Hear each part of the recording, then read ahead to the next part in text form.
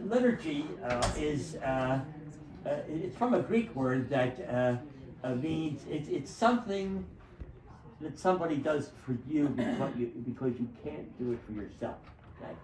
Okay? In the Gospels, one of the centurions built the synagogue for them. Okay, so they didn't have enough money. Okay, salvation is something we can't do for ourselves. Okay, so the liturgy is what Christ does for us. Okay, the liturgy, the mass, we sometimes we're so actively participating nowadays, that we think, well, we're the ones that are doing everything.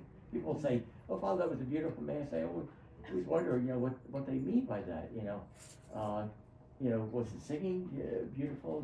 Did I say something that struck them or something?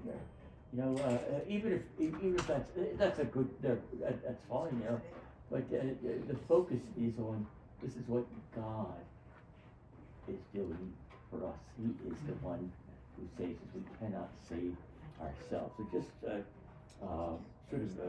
focus on that. It's always been a custom for 2 millennia to perform an act of adoration when we receive Holy Communion. And when we knelt at the altar rail, kneeling was the act of adoration. So that's why I have a kneeler there. Okay, we can't eliminate that. And if you can't kneel, that's fine.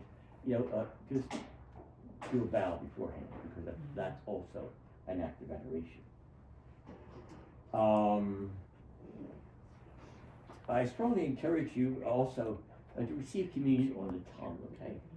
Because just like Mass is something done for us, what is done for us is Christ feeds us.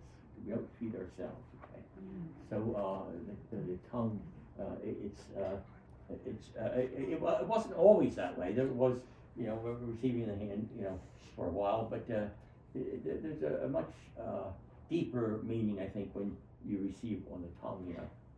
We are being fed. We're not feeding ourselves.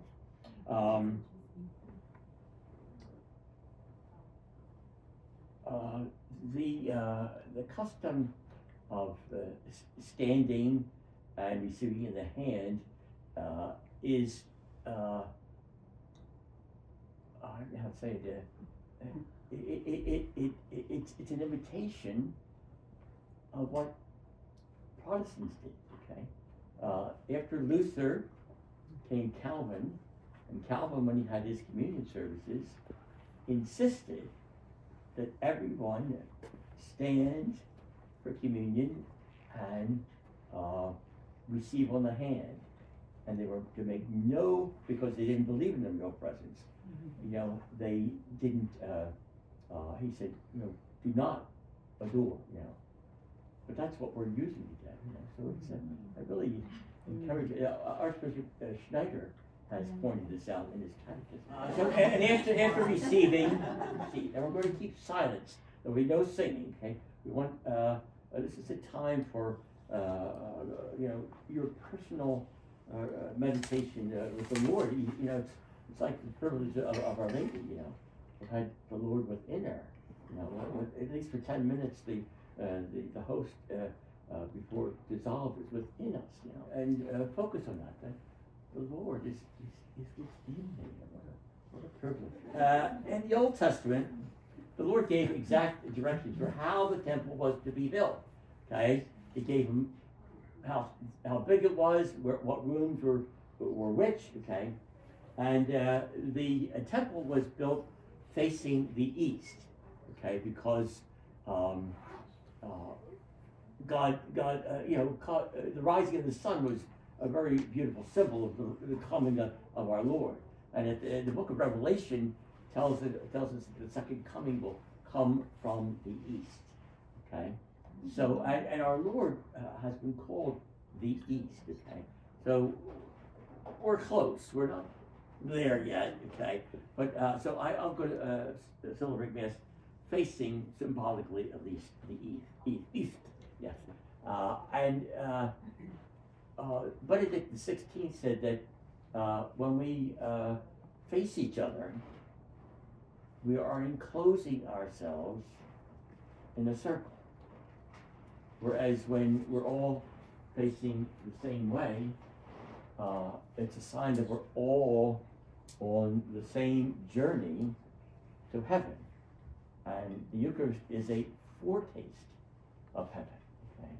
So it makes sense, that's the way it was done, that's the way the churches were built, that the priest faced, although St. Peter's faced west, Tell Michelangelo he's got to start all over. Okay. And in a recent survey done by lay Catholics of 16,000, it's the biggest survey, bigger than the Pew survey that told us only 30% believe in the real presence. That's been contradicted, by the way. 95% believe but in this recent survey, they asked, what is the biggest obstacle to believing in the real presence? And 95% of the people that answered, these were people that went to church regularly every Sunday, okay, said that standing and receiving communion in the hand was the number one thing that they felt was a gesture that spoke the wrong message to the people.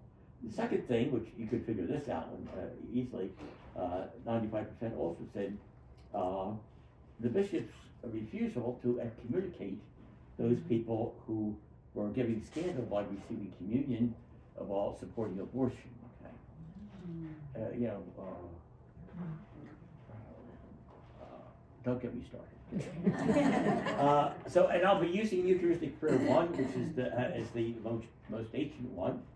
Been used for 1,500 years, and on the way, popes added or changed things, but after Trent, it was pretty much settled. And Vatican Council decreed that the faithful should sing the Mass, not sing at the Mass. Okay, the difference. In the seminary, we sang the Mass. We sang the Gloria. We sang the responsorial psalm. We sang, sometimes we even sang the gospel. We sang the psalm, 50 years ago, we were doing that, So I'm going to pass out papers with the words for Kyrie eleison, Sanctus, and Agnus Dei.